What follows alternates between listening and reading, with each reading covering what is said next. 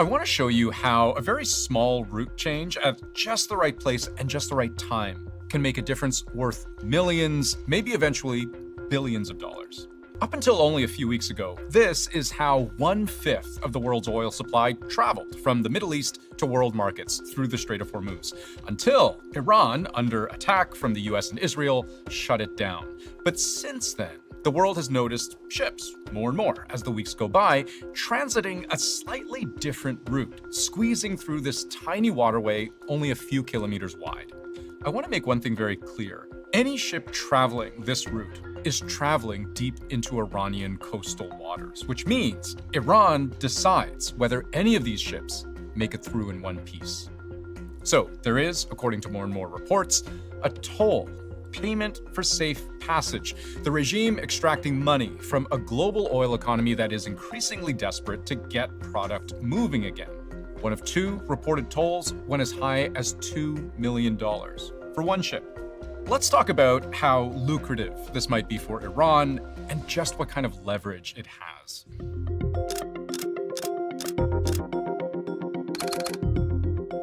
This isn't about ships or oil. This is about your wallet, your gas prices, your grocery bill.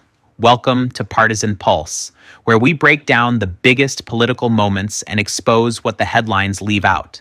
When Iran shuts down a critical global route, you feel it immediately at the pump. It's a direct hit to your cost of living and a real test of American leadership.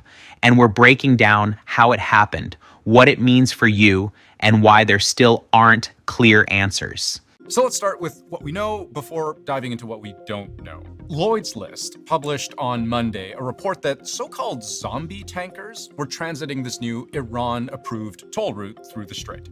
Lloyd's List, if you've never heard of it, is a shipping industry intelligence firm, hundreds of years old, very established.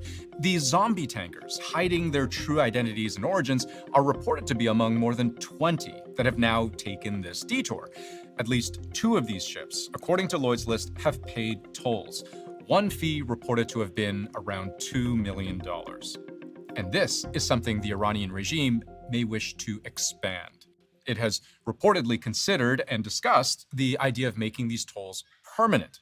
Lawmakers in Iran are apparently in the process of drafting a bill to officialize state supervision of the strait, and news agencies close to the regime are quoting its point of view as entirely natural. Just as goods pay transit fees when passing through other corridors, the Strait of Hormuz is also a corridor. It goes on. We provide its security, and it is natural that ships and oil tankers should pay such fees. Wait, what? Natural? That's not how international law works. This isn't a toll booth on a highway. This is a vital international strait. Iran is explicitly violating established maritime law, plain and simple. But here's the part no one is saying. This is a deliberate, calculated move to assert dominance, test international resolve, and undermine global norms. They're not just collecting a fee, they're establishing a precedent, trying to normalize extortion on the high seas. And the fact that they're drafting a bill to formalize it, that's documented. It shows intent. They are not hiding their actions.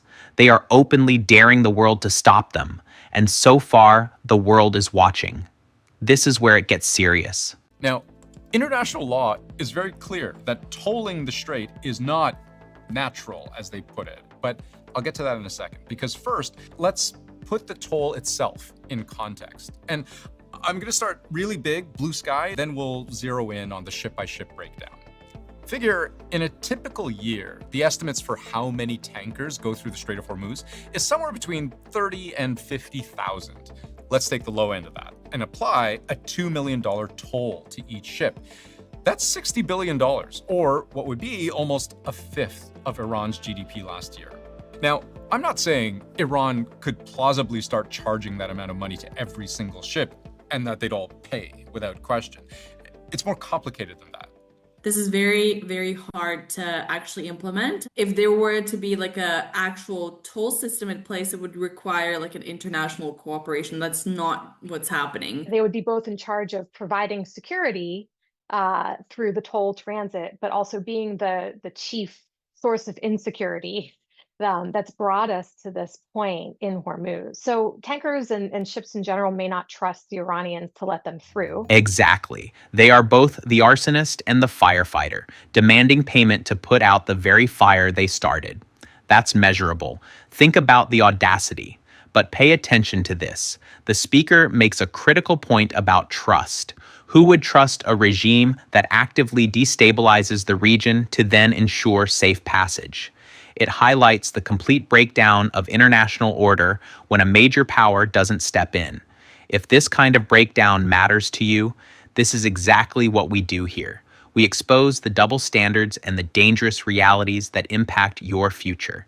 It's about the erosion of global security and the rising costs that will inevitably trickle down to you. But at minimum, let's at least also try to understand why there is a very real incentive and pressure even for ships carrying oil to just pay the toll.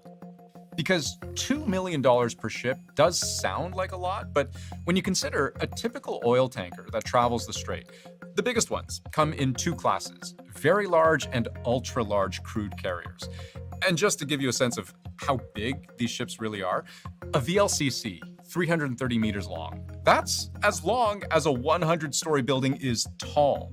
A ship this big can carry the equivalent of about 2 million barrels of oil. An ultra-large carrier can hold even more, around 3 million barrels.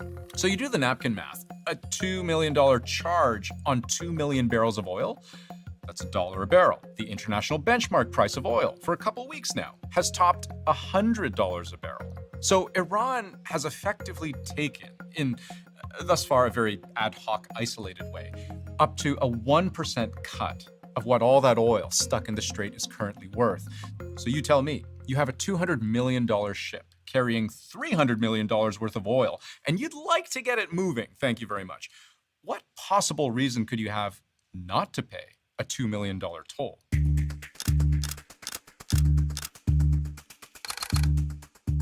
We can answer this question, why not pay a pittance to Iran to sail the strait, with two very simple words. It's illegal. The whole concept of a toll is illegal in the first place. That is not something that is allowed under international law. That's on the record. International law is crystal clear. You cannot toll an international strait. This isn't some gray area. It's a direct, blatant violation. The speaker just laid it out. But here's the contradiction. While it's illegal, the economic incentive for shipping companies is undeniable.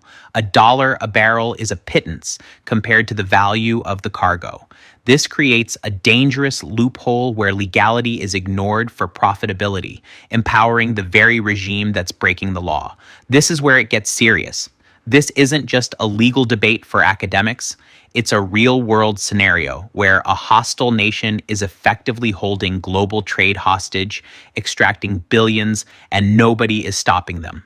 Your gas prices, your supply chains, your economic stability, all are directly threatened by this unchecked aggression. Transit passage involves being able to move freely. And so this whole notion of a toll is counter to the freedom of navigation and to the fundamental principles of international maritime law. I can even show you where this is written out in international law. It's this UN provision, which governs international straits like the Strait of Hormuz. States bordering straits shall not hamper transit passage. There shall be no suspension of transit passage. Which doesn't explicitly say you can't charge a toll, but if not paying the toll means you either can't cross or your boats get blown up, this is what a lawyer would call hampering transit passage. The inability to transit it safely without paying the toll is by definition hampered. We do not see movement through the strait the way we did before. If Iran finds this new source of revenue by charging tankers or other ships for going through the Strait of Hormuz, that hurts U.S. policy. Because it's a way that Iran can circumvent sanctions. It's a way that they can circumvent limits placed on their oil sales. It's a way they could potentially fund wars against the United States. By doing this, they can say, look, we're not trying to menace everyone else's shipping. We're only going to attack ships or prevent the passage of ships that are United States owned or affiliated or Israel owned or affiliated. And the rest of the world, we don't want to cause problems for you. And so it can help get countries back on their side in some ways if Iran's promise not to attack shipping is actually upheld. Wait, what? Get countries back on their side? That's a dangerous gamble. Iran is threatening to blow up ships if they don't pay. That's not diplomacy, it's state-backed piracy dressed up as a fee. Here's what no one's saying. By targeting some ships and sparing others, Iran splits the global response. It isolates its opponents and normalizes what should be illegal. And this is where it gets serious. This isn't just about money. If countries can control shipping lanes like this, it hits your access to goods, your prices, and your security. The overarching worry here for anyone who's not on Iran's side is that what we're seeing play out here in the Strait of Hormuz is Iran's immense leverage. The world has known for a long time how easy it would be to disrupt the world's most important yet most vulnerable oil shipping route. In fact, this was a big story 7 years ago when a series of attacks on oil tankers just beyond the Strait of Hormuz in the Gulf of Oman raised this very serious question of how a regional threat could affect global markets. The price shock at the time was much less, but the lesson was the same. And now the problem's much worse. Iran has begun laying mines in the Strait of Hormuz. In the Strait of Hormuz, thousands of vessels are at a standstill. The global oil production has reached historic levels. Prices have remained stubbornly high. The U.S. claim we hear over and over again is that the war should be ending soon because Iran is out of options. Iran's air defenses are gone. Their command and control is shattered, their top leaders hiding in underground bunkers, while their mid-level commanders are being crushed in the field. You're beginning to see the regime look for an exit ramp. The Iranian regime refused to understand they have already been defeated and refused to come to a deal. But it's that last part. But they refuse to come to a deal, where it's helpful to read between the lines. If Iran hasn't yet agreed to a deal, it's because they still have cards to play. And coercion in the Strait of Hormuz is a play to which the U.S., at least so far, has had no effective answer. We're being told Iran is defeated. But look at reality. They're disrupting shipping and pushing oil prices up worldwide. So which is it? Weak or gaining leverage? Here's what matters. Oil production is high, yet prices stay elevated. That's not random. That's disruption. And that cost hits you directly at the pump and in your grocery bill. This isn't just about Iran, it's about power. If one country can pressure a critical shipping route without real consequences, that affects your economic security. What's happening here isn't distant, it's showing up in your daily life. And in the end, when global systems get shaken, it's not governments paying, it's you.